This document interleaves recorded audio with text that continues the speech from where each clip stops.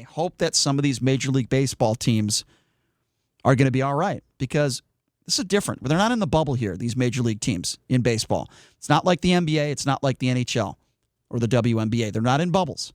This is different circumstance, and we saw what happened with the Marlins, and then we saw what happened with the Cardinals. So, different circumstance with Major League Baseball. I don't know how this is going to play out. I really don't. I just don't know. Am I hopeful that Major League Baseball is able to continue? Am I hopeful that these teams aren't going to continue to contract the virus and it's not going to be like the Marlins situation all over again with some of these other organizations? I hope. But I can't sit here and give you a definitive answer. Neither could the Major League Baseball commissioner. Nobody can. Nobody can be definitive. And it is unfortunate, and it's unfortunate that we're having a shortened, really weird NHL season and NBA season. And sadly, not to say that none of these players aren't going to earn a championship, they will, but there's always going to be an asterisk next to this season, right? I don't want to take anything away from these players, but there is. Certainly, Major League Baseball this season, the integrity of the season has been hurt, as every other sport. Certainly, it's an advantage to certain players that are of a certain age. There's no question about that either.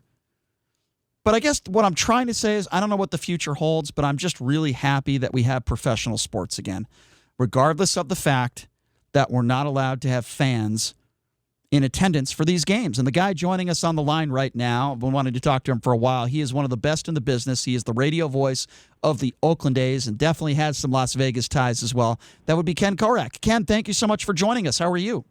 I'm doing great. It's great to be with you guys. Thank you, Ken. So I guess this would be my first question. You've been doing this for a very long time. How weird is it for you to broadcast a game with no fans in attendance? I mean, what's the first thing that enters your mind when you do these games? Well, it is different and it's surreal. I think we're getting used to the fact that not just with baseball, but all over the country, we have to make adjustments right now.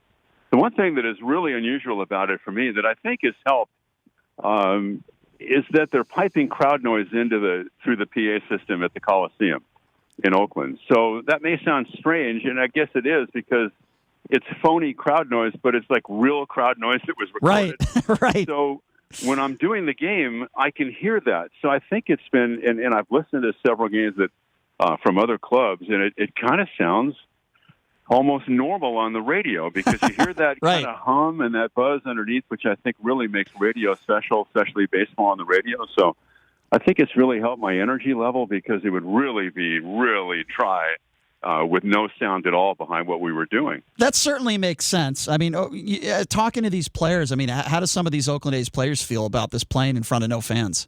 Well, they've really made the adjustment well. I think in the beginning it was difficult because you have to find your own motivation. You're not going to get that energy from the crowd, especially in a really close game in the ninth inning. And the A's have been in so many pennant races where there's been a lot riding on games in September. And so you have to find your own energy and motivation. But they have a really good club. They're very motivated. And at this point, they've won 6 in a row. And they have the third best record in the American League. So you'd have to say that they've handled it really well. No, they have. You're absolutely right. They're playing some good baseball right now, as you mentioned, winning 6 games in a row. There's no question about that. Let me ask you this, Ken. What do you make of what's transpired with a few of the franchises in Major League Baseball, like the Florida Marlins? Is there a worry in Major League Baseball right now that this could happen again? And is it going to happen again? And could it happen to a couple teams at the same time? And the integrity of the season, is that going to get hurt? What is your take on that and what you're hearing from people? Well, all those things are concerns, and they're legitimate. Let's face it, the virus frames everything we're doing in baseball, everything we're doing in the country right now. If any silver lining has come out of it, that it's the fact that I think it's increased the awareness of Major League Baseball from everybody involved in the game. And so they've really tightened things up. The protocols and the guidelines have become even more stringent so that when ball club goes on the road, you cannot leave the hotel. And when you're out at the ballpark, the only people that don't have masks on are the ones who are playing in the game. So I've said this all along. It's a very difficult thing to pull off, but the understanding of how difficult it is, if everybody buys into that, might enable baseball to get through this. Sure. It's my understanding that there are a lot of broadcasters like yourself that are having to do some games in front of a TV instead of being in the stadium. I mean, can you explain that to me? Have you had to do that, and what is that like? Well, to my understanding, nobody is traveling. So that even if you see a national game on ESPN or Fox, they're either calling the games from their homes or from the studio. Wow. So, the A's just spent 4 days up in Seattle beginning last Friday, and we did the games. I said this we're doing every game from the Coliseum. It's just that the road games we're doing off TV monitors. Oh my and we're God. separated up there. I'm visiting. I'm working in the visiting TV booth because nobody's traveling. My broadcast partner, Vince Cotroneo, is working in the home radio booth. And when Ray Fosse does color with us, he's working to my left in kind of an auxiliary press area. So it is a little bit tricky. Wow. But so far in the regular season, we've done 4 games off of television. Wow, that is unbelievable. He is Ken Korach. He is the radio voice. A good set of pipes he does have for the Oakland A's, talking about coronavirus and how Major League Baseball is handling it. He just said it himself. Nobody's traveling. He's got to do games in front of a monitor when the Oakland A's are on the road. That is unbelievably insane. With that being said, Ken, I know I speak for a lot of people when I say I'm just happy that we have live baseball again. I don't want to be up at 3 a.m. watching the Korean Baseball League. All due respect to them. I'm just happy. I was doing, by the way. Were you really doing those games? I didn't know that. In the off season, I get up really early. I didn't do the games, but I was watching them. I catch the last 4 or 5 innings. Like 3 o'clock in the morning watching. I just want. Like you want. You want live baseball. I mean, you want live baseball. But I know I speak for a lot of people when I say I'm just happy that at least we have Major League Baseball right now. Yes, it would be a lot better if there were fans there. But with that being said, just to be able to watch these live games and know that these guys are playing for something, I think is certainly a positive, right? And that's why I'm doing the games, to be honest with you. My motivation comes from the people that have been sheltering in place for all this time since the middle of March. And I've always done this. This has kind of been my goal ever since I started doing this, is that the people I think of first when I'm on the air doing play-by-play are the shut-ins and people who, even in a normal situation, can't get out of the house. They're older people who find it really difficult to go about their everyday lives in getting out and doing things. So sure. If we can provide some joy and some entertainment and a sense of diversion or even normalcy for people, that's really my motivation right now. No doubt. Yeah, and I know you're not alone there. I want to talk to you. I know that you're a local here. You have a home right in Henderson. Correct me if I'm wrong. That's Obviously, correct. You've seen the new stadium here, the AAA stadium for the Aviators, which I'm sure you would agree is beautiful. It's the best in AAA baseball. With that being said, from what you've seen here, being a local, when are we going to get a Major League team here? When are we going to get a Major League Baseball team? We got the hockey team here. We got the Raiders, which I thought would be the last sport, quite frankly, to play here. I mean, is it just a matter of time, Ken, before we get a Major League Baseball team in some sort of stadium deal? Well, first of all, let me say this about the new ballpark up in Summerlin. It is magnificent. Yep. And last year was the first year of the affiliation between the A's, so it's really close to my heart, not only to have a stadium in Vegas, and I worked for Don Logan. I did the games when they were the Las Vegas Stars back in the 80s and early 90s, so that club is really close to my heart, and my wife, Denise, who worked there for many years, and so Don Logan's always done a great job. So it's a shame, really, what's happening this year in minor league baseball because games aren't being played. So I would say that we're a ways away from getting a Major League Baseball team. I don't know if it's going to happen in the current environment. Obviously, it's so hard to predict with the economics of baseball or in general all over the country how things are going to look from a revenue standpoint after this year. So I would say I'm a lot more optimistic that baseball will come to Vegas at some point. I don't see it in the immediate future. Yeah, I tend to agree with you on that. I think it's going to be a little while, but I think if you ask me when we're sitting here 10 years from now, hopefully I'm still doing what I'm doing and you're still doing what you're doing. I think we will have a team here in Vegas. Let's hope anyway. So One of my favorite movies, Ken, of all time, of course, is Bull Durham. So can you share with our listeners your connection to that movie?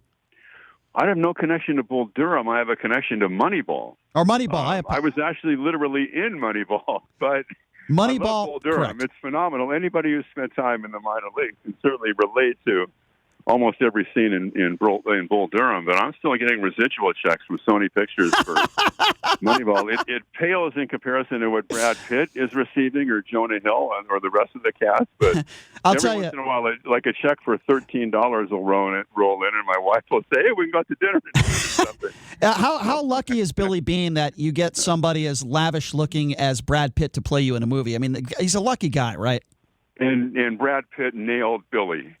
He did. I've been around Billy for all 25 years I've worked for the A's, and they could not have picked a better person to play Billy in that movie. Okay, so being around the franchise, how accurate was that movie? I mean, are there parts in that movie that you say, well, that definitely didn't happen, or is the majority of it, real life stuff?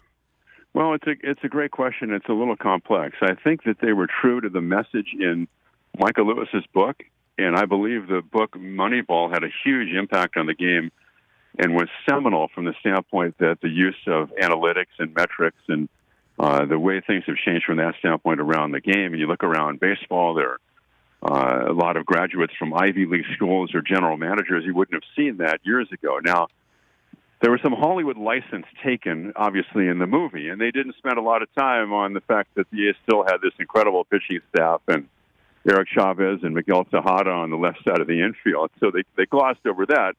But that wasn't the focus of the movie. And the other thing, the only thing that really bothered me, because I think they did a really good job on the movie, I thought it was well done, was that the depiction of Art Howe was just not fair. And Philip Seymour Hoffman, may he rest in peace, Sure. was a wonderful and acclaimed actor. Mm-hmm. And he did what they wanted them to do in creating that dissonance between Art and Billy Beane. Right. But the portrayal was just not fair. Art in no way, both in terms of the way that he looks or his personality, resembled Philip Seymour Hoffman's portrayal at all. Right. Okay, well, that's interesting. I didn't know that. I think one of the funniest scenes, though, is when he starts letting guys go, like Giambi lets him go, and Art has no idea, and he just says, well, you're not starting him there because he's gone. And I thought that was actually one of my favorite scenes in the movie, but it is a great movie. I love it. I love it. Well, there's no question that the A's front office has an influence on the managers, and Sure. They're not alone in that. And they have their 2 cents before ball games with lineups and things like that and suggestions, but by no means are the A's the only team that does that. Sure, no question. Well, Ken, I have so much respect for you. You're one of the best in the business. You're great at what you do, and I really do appreciate you taking some time to join us. And please be safe out there. And now I know that when you're doing these games, you're so good at it. You would think you were in the stadium, but you're not. On a way, you're actually watching some of these games on TV. Hey, that's a testament to how good you are, man. So no, you're really kind to say that. You guys do a great job. And thank you, Ken. I have to be honest with you that I was guessing on a couple of the plays in Seattle, believe me. I bet you were. Part of it might be a little bit of make-believe, but that's okay. I think we have a very understanding audience. Just don't ever say the crowd goes wild. That's all, at least not that's now. Right. Ken, the cutouts have been going wild. It seems like our cutouts at the Coliseum make a lot more noise than they do up in Seattle for some reason. That's hilarious. Ken, keep up the good work, my friend. I appreciate you coming on. Thanks for having me. Thank you, Ken. Appreciate that. That's Ken Korach, truly a legend in this business, the radio voice of the Oakland A's, also calls Henderson home. And I'm going to make a prediction, and then I'm going to take a break. My prediction is, and I hope that this prediction is correct, when and if one day we have a Major League Baseball team in the city of Las Vegas, it's just a matter of time. I want Ken to be the voice of that team. No better than Ken Korach. We appreciate his time.